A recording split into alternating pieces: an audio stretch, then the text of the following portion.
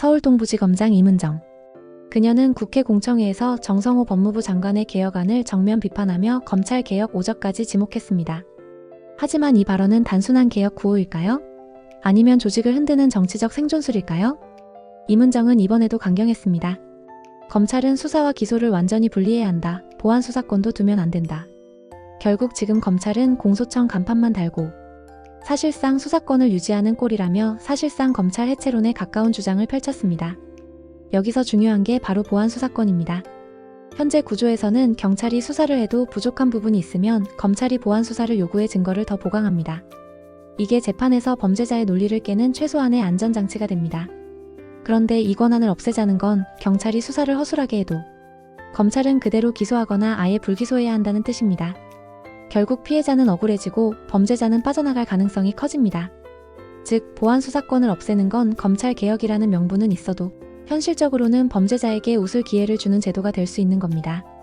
게다가 이문정은 봉옥 민정수석, 이진수 차관, 성상원 국장, 노만석 대검차장, 김수홍 검찰과장까지 이름을 거론하며 검찰개혁 오적이라 규정했습니다. 자신과 다른 노선은 곧 개혁을 가로막는 적이라는 식이죠. 역사는 이 교훈을 이미 여러 차례 보여줬습니다. 먼저 프랑스 대혁명 이후를 보십시오. 왕정을 무너뜨리고 권력을 나눴지만 그것은 견제가 아니라 끝없는 권력 다툼이었습니다. 지롱드파, 자코뱅파, 공안위원회가 서로를 혁명의 적이라 몰아붙이며 숙청을 벌였고 결국 수많은 국민이 단두대에 올라야 했습니다. 권력 분산은 민주주의를 낳지 않았고 오히려 공포정치라는 독재로 귀결된 겁니다. 다음은 중국 군벌 시대입니다. 1916년 청나라가 무너진 뒤 권력이 한 곳에 모이지 않자 전국은 수십 개의 군벌 세력으로 쪼개졌습니다. 각 지역 군벌들은 내가 정통이라며 세금을 걷고 군대를 움직였습니다.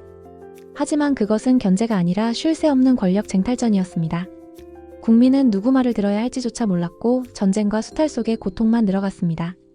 우리 역사도 예외가 아닙니다. 조선 말기를 떠올려 보십시오. 흥선대원군이 물러난 뒤 왕권은 약해지고 대신과 세도가문 그리고 외세가 권력을 나눠 가졌습니다.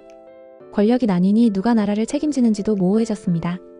대신들은 당리당략에 따라 싸우고 외세는 그 틈을 파고들었습니다.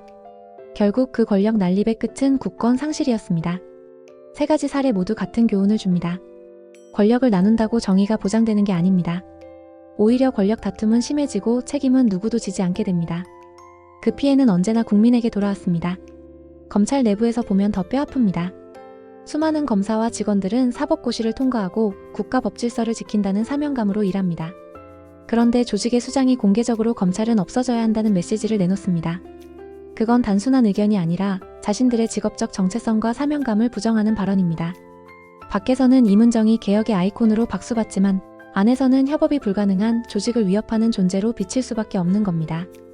이 모순은 조직 내부의 균열을 더 크게 만들고 국민 앞에서는 혼란으로 드러날 위험이 있습니다. 흥미로운 건 이문정의 태도입니다. 자신이 쏟아내는 발언은 공격적이지만 정작 비판에는 침묵합니다. 토론으로 맞서지 않고 침묵으로 일관하는 겁니다. 비판에 대응하면 논리가 흔들릴 위험이 있고 침묵하면 지지자들은 반개혁 세력은 상대할 가치도 없다며 오히려 더 결집합니다. 결국 발언은 공격적으로 반박은 침묵으로. 이것이 이문정의 정치적 생존술입니다. 만약 훗날 이문정식 개혁이 실제로 시행됐다가 심각한 후유증을 낳는다면 이문정이 그 책임을 질까요? 아마도 아닐 겁니다. 그녀는 분명 이렇게 말할 겁니다. 내가 말한 대로 100% 개혁하지 않았기 때문에 실패한 것이다. 반개혁 세력이 발목을 잡았기 때문이다.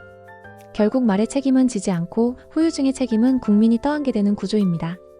이문정의 주장은 원칙적 개혁처럼 들리지만 실제로는 조직 내부를 흔들고 권력 난립과 무책임을 불러올 위험이 큽니다. 특히 보안수사권 폐지 주장은 검찰 권한 축소라는 명분은 있어도 국민 입장에서는 범죄자가 웃게 만드는 제도가 될 수 있습니다.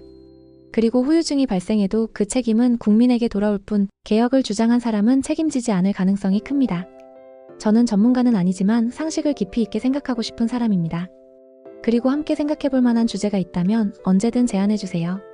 함께 고민해보겠습니다.